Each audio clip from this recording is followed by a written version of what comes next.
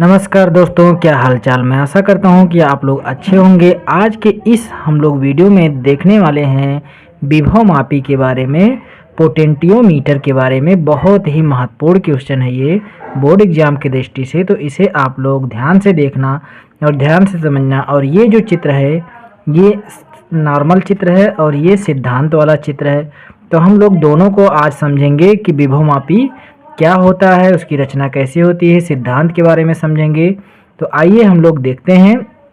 और दूसरी बात, आप लोग वीडियो देखते हो लेकिन लाइक और सब्सक्राइब नहीं करते हो। प्लीज़ लाइक और सब्सक्राइब ज़रूर करें यदि वीडियो पसंद आ जाए, क्योंकि देखिए सब्सक्राइब करने से आपका तो कुछ जाएगा नहीं और लाइक करने से भी आपका कुछ नहीं जाएगा। और कुछ नहीं जा रहा है और किसी का कुछ फ़ायदा हो रहा है तो उसको कर देना चाहिए। चलिए, ये तो अलग बात है। अब हम लोग टॉपिक पे आते हैं। सबसे पहले हम लोग देखेंगे विभव मापी क्या है। तो विभव मापी एक ऐसा विद्युत उपकरण है जिसकी सहायता से दो बिंदु के बीच विभवांतर तथा सेल का विद्युत वाहक बल मापा जा सकता है। यानी कि जो विभव मापी होता है, सबसे पहली बात है कोई वायर है, मान लो यहाँ से लेकर के यहाँ तक का वायर है, तो हम लोग दो बिंदु के बीच का विभवांतर माप सकते हैं किसी भी परिपथ का। और दूसरा, हम लोग कोई सेल है, ये मान लो बैटरी है, सेल है, तो हम सेल का विद्युत वाहक बल माप सकते हैं। यानी कि जो विभवमापी होता है इससे हम लोग दो चीज़ ज्ञात कर सकते हैं, विभवांतर और उसके बाद में विद्युत वाहक बल। ये स्ट्रक्चर को यदि आप देखोगे तो ये पॉइंट जो है यहाँ से स्टार्ट होता है, इसको कहते हैं ए पॉइंट और इसको कहते हैं बी पॉइंट। इसको कहते हैं ए पॉइंट और इसको कहते हैं बी पॉइंट।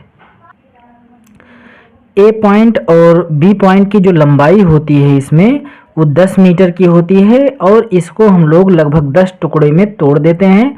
जैसे देखेंगे एक मीटर का 2, 3, 4, 5, 6, 7, 8, 9, 10।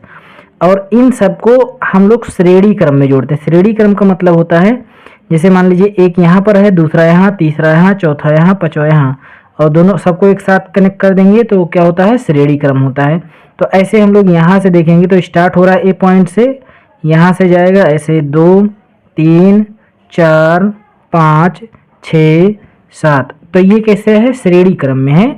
तो हम लोग इसको श्रेणी क्रम में जोड़ते हैं। और आइए हम लोग देखते हैं कि इसकी रचना क्या है, कैसे होता है। ठीक है, इसको हम लोग देखते हैं। तो इसकी रचना में हम लोग देखेंगे विभवमापी में विशिष्ट प्रतिरोध वाले पदार्थ जैसे मैग्नीन, यानी कि जो विभवमापी का वायर होता है वो मैग्नीन का बना हुआ होता है, कि 10 मीटर लंबा तार को लकड़ी के आधार पर 1 मीटर के समांतर टुकड़े के रूप में लकड़ी पर कस दिया जाता है। देखिए यहाँ पर जो ये स्ट्रक्चर बनता है ये वाला, ये लकड़ी पर बनाया जाता है। बड़ा सा लकड़ी का ऐसे बोर्ड होता है, बोर्ड में हल्का हल्का सा रैक बना लेंगे, रैक में हम इस वायर को ऐसे समांतर क्रम में रख देंगे। समांतर क्रम में रखने के बाद में इसे हम लोग श्रेणी क्रम में जोड़ देंगे। जोड़ते हैं श्रेणी क्रम में, लेकिन रखते हैं जो है वो समांतर क्रम में है। ठीक है, वही चीज़ लिखा है। लेकिन और जो ये तार होता है ये विशिष्ट प्रतिरोध मैग्नीन का होता है, पदार्थ का नाम है मैग्नीन, उसका ही बना हुआ होता है। ठीक है, इसके बाद में देखते हैं आगे। और इसे तांबे के मोटी पत्ती के द्वारा श्रेणी क्रम में जोड़ा जाता है। तो इसको यदि आप देखोगे तो ये जो है ये तांबे का होता है, ये तांबे का होता है, मोटी मोटी पत्तियां होती हैं, तांबे की मोटी मोटी पत्तियां होती हैं जिससे जोड़ा जाता है।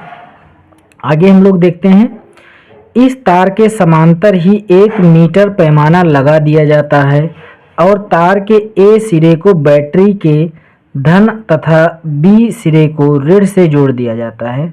यदि यहाँ पर आप देखोगे तो इस तार के समांतर ही 1 मीटर पैमाना लगा दिया जाता है कि जब हम लोग इसमें से विद्युत प्रवाहित करेंगे तो ये मीटर जो होगा ये बताता रहेगा कि कितना विद्युत धारा आ रहा है, नहीं कि विभवांतर का अंतर कितना हो रहा है। और इसके जो ए सिरे है इसको धन टर्मिनल से और जो बी सिरा है बैटरी के ऋण टर्मिनल से। देखिए जो बड़ा वाला होता है ये धन होता है और जो छोटा वाला होता है ऋण होता है। ये बड़ा वाला धन और ये छोटा वाला ऋण। तो इसमें दो बैटरी लगी हैं, इधर वाला ऋण हो गया और इधर वाला धन हो गया। तो ये जब ये पूछेगा कि विभवमापी क्या है या विभवमापी का सिद्धांत क्या है, तो सिद्धांत के लिए तो हम लोग आगे देखेंगे, लेकिन जब केवल पूछता है कि विद्युत विभवमापी क्या है तो विभव मापी जो होगा वो इतना ही लिखना रहेगा, इतना, बिल्कुल इससे ज़्यादा नहीं लिखना रहेगा। यदि आप इसका पीडीएफ नोट्स चाहते हैं कि पीडीएफ नोट्स मिल जाए, तो उसके लिए आप मेरे नंबर पे कॉल कीजिएगा, व्हाट्सएप कॉलिंग लेकिन, या मैसेज डाल दीजिएगा तो उससे पे मैं भेज दूंगा। ठीक है, मेरा नंबर है 6393976229, इस पे आप मैसेज कर दीजिएगा। ठीक है, आइए हम लोग इसका सिद्धांत देखते हैं कि इसका सिद्धांत क्या है। तो अब हम लोग देखेंगे कि विभव मापी का सिद्धांत क्या है।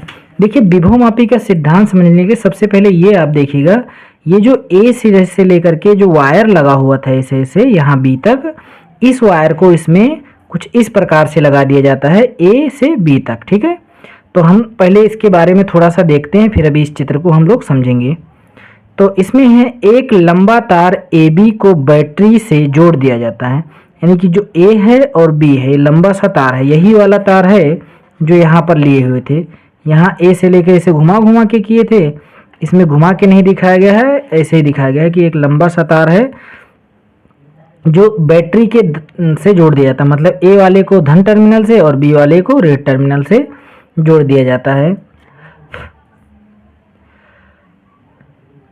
जिसमें ए सिरा धन तथा बी सिरा धारा नियंत्रक कुंजी से होते हुए ऋण से जोड़ दिया जाता है। यानी कि जिसमें से ए सिरा जो होगा धन से और जो बी सिरा होगा ये धारा नियंत्रक, ये जो लगा हुआ है ये धारा नियंत्रक है, धारा नियंत्रक से होते हुए कुंजी के से होते हुए ऋण टर्मिनल से जोड़ दिया जाता है। और हम लोग आगे का पढ़ते हैं थोड़ा सा।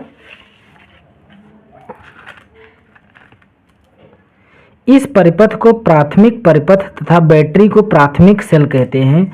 यानी कि जो ये परिपथ बनेगा केवल यहाँ से देखिएगा, केवल यहाँ से लेकर के ये वाला जो परिपथ होगा ये क्या होगा, प्राथमिक परिपथ होगा। और जो ये बैटरी लगा हुआ है इसे हम लोग क्या कहते हैं, प्राथमिक सेल कहते हैं। ठीक है, इसके बाद में अगला हम लोग देखते हैं, दूसरा पॉइंट इसमें, धारा नियंत्रक की सहायता से प्रतिरोध तार ए व बी में धारा नियंत्रित किया जाता है। यानी कि जो धारा नियंत्रक इसमें लगा हुआ है, धारा नियंत्रक लगा हुआ है ये, इसकी सहायता से ए और बी के बीच क्या किया जाता है, धारा को नियंत्रित किया जाता है। उसके बाद में अगला पॉइंट है, अगले पॉइंट को हम लोग देखेंगे। अगले पॉइंट में है तार की प्रति एकांक लंबाई में विभव पतन को विभव प्रवणता कहते हैं। देखो ये चीज़ हमको समझना है, तो उससे पहले हम लोग ये थर्ड वाला पॉइंट समझेंगे। यदि तार ए बी में विभवांतर लगाया जाए तो ए से बी की ओर जाने पर विभव का मान घटता है। यदि हम क्या करें कि अब विद्युत इसमें प्रवाहित करना स्टार्ट कर दें, यहाँ पर हम लोग कुंजी को ओके कर दें तो विद्युत प्रवाहित होना स्टार्ट हो जाएगा। विद्युत जब प्रवाहित होना स्टार्ट हो जाएगा तो हम लोग ये देखेंगे कि जैसे जैसे हम ए से बी की तरफ जाते हैं, ए से बी की तरफ विद्युत विभवांतर का मान वो घटता जाता है। ये ए से लेकर के बी के यहाँ तक जो है ये एक वायर है, ध्यान रखना। और कैसा वायर है, विशिष्ट प्रतिरोध का। तो हम लोग जैसे जैसे ए से बी की तरफ जाते हैं तो देखते हैं कि विद्युत विभवांतर का मान बदलता जाता है। यानी कि हम कह सकते हैं कि विद्युत विभव जो हो रहा है वो पतन हो रहा है या विद्युत विभव का मान कम हो रहा है। ठीक है, तो उससे हमारा एक सूत्र भी निकल के आता है और एक हमारा परिभाषा भी निकल के आता है जो बार बार पूछा जाता है। तार की प्रति एकांक लंबाई में विभव पतन, यानी कि जो विभव की कमी हो रही है, विभव प्रवणता कहलाता है, विभव प्रवणता कहते हैं। इसे के से व्यक्त करते हैं, के से प्रदर्शित करते हैं, के से व्यक्त करते हैं। उसके बाद में हम लोग का अगला पॉइंट है, अब एक और सेल ई को धारा मापी द्वारा धन सिरे को ए तथा जॉकी जे को लगाया जाता है। देखिए होता क्या था कि अभी तक हम लोग जितना पढ़े हैं उसमें हम लोग यही इतना देखें कि हम लोग का कार्य जो हो रहा था इसके अंदर ही हो रहा था। अब हम लोग क्या करेंगे, एक और बैटरी लगाएंगे और इस बैटरी के धन टर्मिनल को ए से जोड़ देंगे तथा ऋण टर्मिनल को एक गैल्वेनोमीटर धारा मापी से जोड़ेंगे। जैसे कि हम लोग इस चित्र में देखे थे, तो इस चित्र में देखेंगे तो यहाँ पर हमारा क्या था, धारा मापी था। ये धारा मापी यहाँ पर कैसे दिखाया जा रहा है, यहाँ पर कुछ इस प्रकार दिखाया जा रहा है, ये गैल्वेनोमीटर। अब इसमें 3-3 गैल्वेनोमीटर है, ये 3-3 नहीं है, ये स्थितियाँ हैं। ये देखिए अभी हम आपको लिखवा भी देंगे, लेकिन अभी आप देखिए सबसे पहले क्या होता है, ऋण टर्मिनल को हम लोग गैल्वेनोमीटर से इस ए के पास लगाते हैं। जब ए के पास लगाते हैं तो हम देखते हैं कि इस साइड में इसका विक्षेप क्या हो रहा है, इस साइड में हो रहा है। तो इस साइड में विक्षेप होने का मतलब ये होता है कि यहाँ पर जो विद्युत विभवांतर का मान है वो कम है, यानी कि विद्युत विभवांतर का मान कम है, यानी कि विद्युत विभव ज़्यादा है। लेकिन हम दूसरे स्टेप में क्या करते हैं, इस गैल्वेनोमीटर के बी के पास लगाते हैं, मतलब ए से दूर बी के पास लगाते हैं, तो हम देखते हैं कि विक्षेप इस साइड हो रहा है। इसका मतलब क्या होता है कि ए से हम लोग बी की तरफ जा रहे थे तो विभवांतर घट रहा था। विभवांतर यदि घटा है तो इसका मतलब क्या होगा कि यहाँ पर विक्षेप जो होगा इस साइड में होगा। तो यहाँ पर विभवांतर जो था वो कम था, यहाँ पर विभवांतर गए तो और कम हो गया, और इधर की तरफ और जाएंगे तो और कम हो जाएगा। मतलब हम लोग ए से बी की तरफ जैसे जैसे जाते हैं विभवांतर का मान यानी कि विभव का मान घटता जाता है। तो अब हम लोग यहाँ पर देखेंगे कि हम लोग यहाँ से इधर की तरफ आएँ और यहाँ से इधर की तरफ आएँ, तो ये सुई हल्का हल्का इधर की तरफ आएगा और ये सुई हल्का हल्का इधर की तरफ आएगा, और दोनों के मध्य पॉइंट के आसपास क्या होगा कि ये बिल्कुल स्ट्रेट हो जाएगा, बिल्कुल सीधा हो जाएगा। मतलब इस सुई में कोई ये विक्षेप नहीं हो रहा है।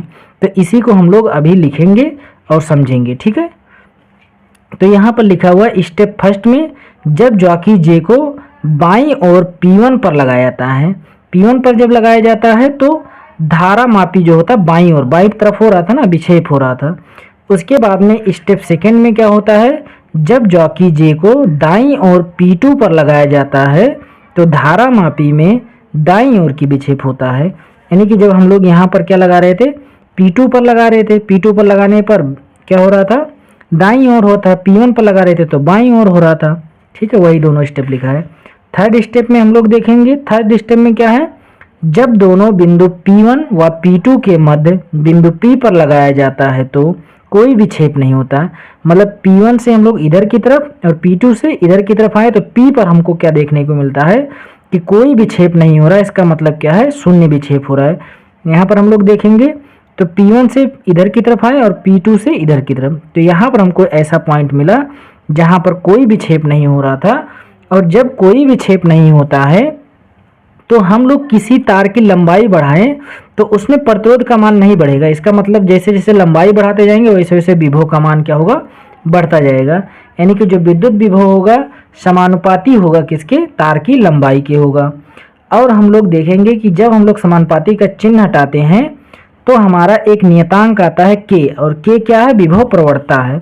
विभव में जो गिरावट हो रहा था विभव प्रवणता है, इसको हम कह देंगे समीकरण 1। तो अब हम लोग एक चीज़ यहाँ पक्षांतर कर सकते हैं। विभव प्रवणता को हमको सूत्र निकालना हो तो इस L को यहाँ मल्टीप्लाई में है, इधर आ जाएगा डिवाइड में हो जाएगा, तो K = B/L। इसे A और B जो लिखा हुआ है इसका मतलब है A से B तक, A से B तक, ठीक है। तो K बराबर हमारा क्या हो जाएगा, B/L। तथा सेल का विद्युत वाहक बल E और A और B के बीच विभवांतर B दोनों बराबर होगा। देखिए यहाँ पर एक खास बात देखने वाले ये है कि जब शून्य विक्षेप होता है तो जो सेल का विद्युत वाहक बल है वो और जो A और B के बीच विभवांतर है वो दोनों बराबर होगा, E = B/A। मतलब यहाँ हम लोग चित्र में समझेंगे कि जब शून्य विक्षेप की स्थिति होती है यहाँ पर तो जो इसका विद्युत वाहक बल होता है वो इसमें जो विभवांतर होगा उसके बराबर होगा, ठीक है। तो ये लास्ट में वही पॉइंट लिखा है कि सेल का विद्युत वाहक बल E और A और B के बीच विभवांतर B दोनों बराबर होगा। यानी कि E = क्या हो जाएगा, V मतलब A से लेकर B तक, ठीक है। अब हम लोग समीकरण 1 को क्या करेंगे, इसमें पुट कर देंगे। तो E बराबर क्या होता है, B, और B बराबर क्या होता है, K × L में। तो हमारा क्या आ जाएगा, E = B और बराबर में K × L। अगर हम चाहें तो यहाँ से लिख सकते हैं E = K × L, ठीक है। तो ये रहा हमारा सिद्धांत की विभव मापी का क्या सिद्धांत है।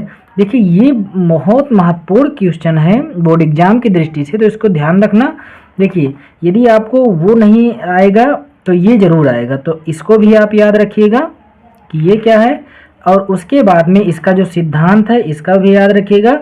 और यदि आपको इसका नोट्स चाहिए तो नोट्स के लिए आप मेरे नंबर पर 6393976229 पर मैसेज कर दीजिए। कि सर मुझे नोट्स दे दीजिए, तो मैं उस पर आपको PDF के ज़रिए भेज दूंगा, ठीक है।